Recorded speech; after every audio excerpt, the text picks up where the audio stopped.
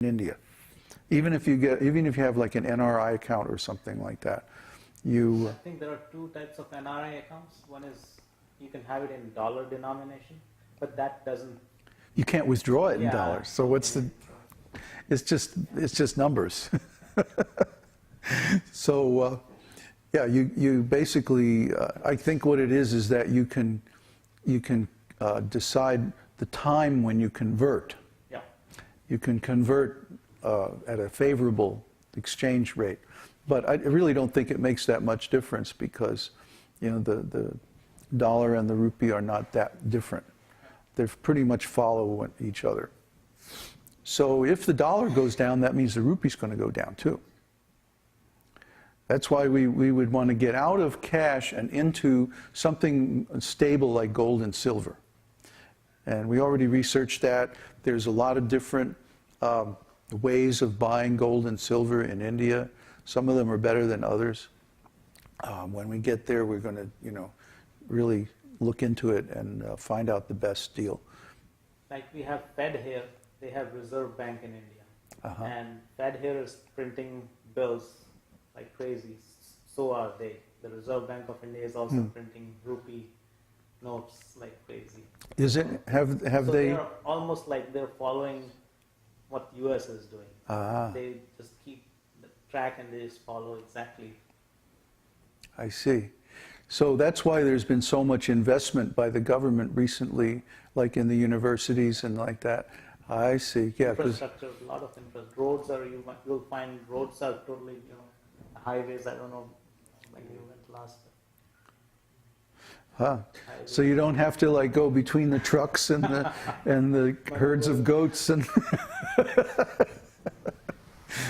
it used to be like I'd have to like cover my eyes. I can't look, you know, to drive down the middle of the road, right? Because there's like animals and people and horse carts and scooters and bicycles and, you know, yaks and who knows what else, you know, on the side of the road. So everybody drives down the middle of the road, and at the last possible second, or even a little bit after, they just swerve and just miss each other by a fraction of an inch. I don't know. It's like, I can't look. And any machine, you know, whether it's a car or a bus or a PA system or anything, will be operated at its maximum output at all times.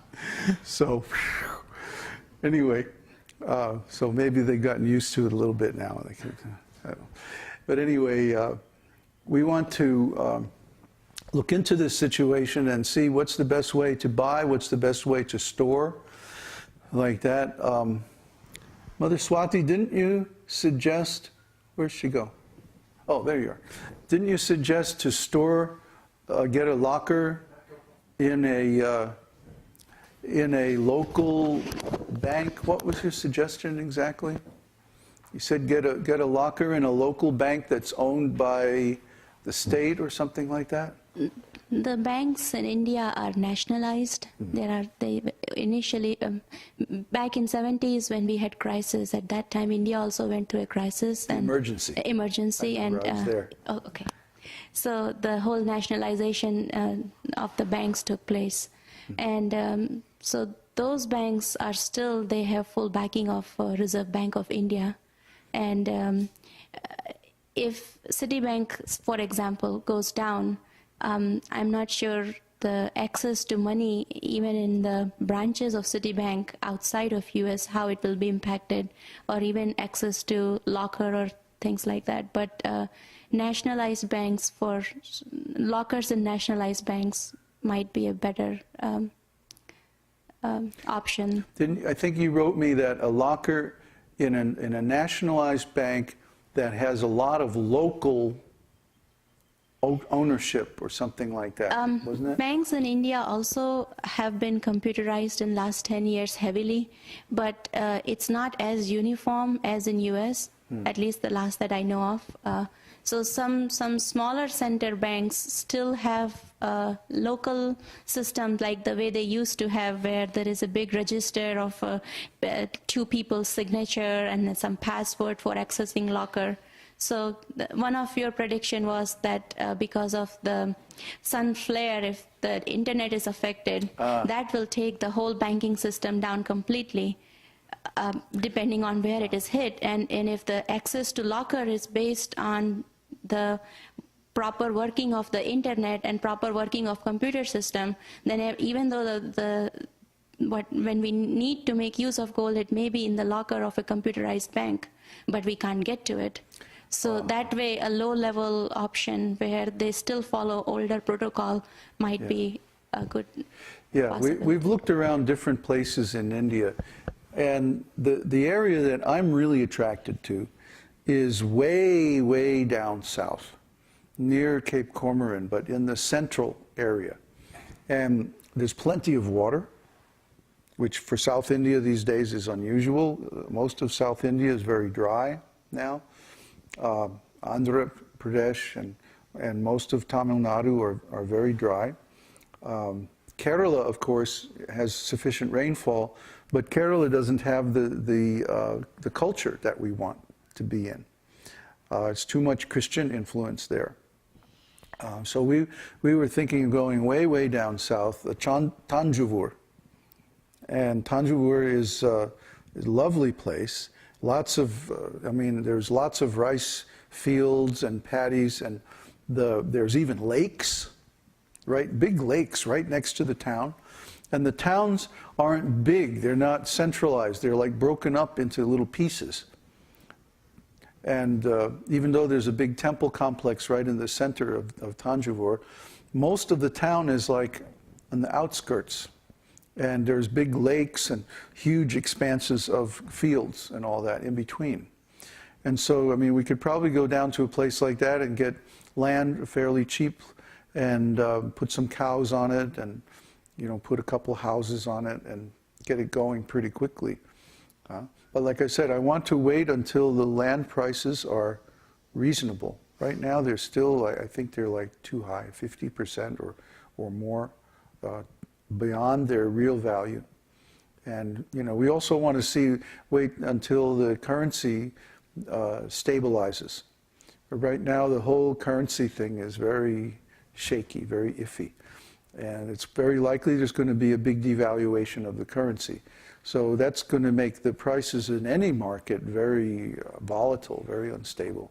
So we want to kind of just wait until things settle down before we actually buy it. Now then, once we buy the land and we develop it a little bit, then the people who have contributed to the trust would be members, just like we had life members program up until now. So then we want to have like trust members, or we could still call them life members, doesn't matter. But anyway, if you buy a share in the trust, and we'll have to figure out, how much that's going to be worth and all of that. Those details we don't have all the information yet. But it's probably going to be about the same as so far our life membership. And basically what you get for that is that you can come to India, and we'll have some arrangement with the university or something to get long-term visas, entry visas for staff members. And you'll be able to stay on that property, and we'll have a community there, and it may be very simple, it may be just grass huts. I'd be very comfortable in a grass hut in South India. The kind where you can lift up the sides and the breeze comes through, and it's very nice. The floor is cow dung and sand and a little bit of lime, and it keeps away all the bugs and the snakes because they don't like it. They don't like the cow dung. Cow dung is very pure. So, they're just built of bamboo. You put one big bamboo in a bowl like that, and then you put others as like ribs, and then you put the grass on top of that, and it's very nice. So, this is spiritual life, Vaishnava life, very simple life. For preaching, we'll have a place in the town, wherever we decide. If we start working with Prist University, then it might be there. They're even talking about building something for us, which I think is a little like extreme, but if they have the money, hey, why not? If we had a purpose-built headquarters, then we could do very nice preaching with the videos and internet, and of course they would have a fast network connection, and so we could stream video and everything like we're doing. But wherever we land for the first year or so, we're probably going to be in a town where we have good internet access and we can continue our online preaching, because that is really, of course, right now our main teaching medium, through the internet. And we're going to continue that in India, but we also want to license our content to the universities. So we're going to have, we actually already have esotericteaching.in. We already got that. And right now it's just connected to our regular site. But I think eventually we want to have like a local Indian site with, different languages and like that, so everybody can access the content in their own language. Have videos with subtitles and all like that. But that's going to take a big effort.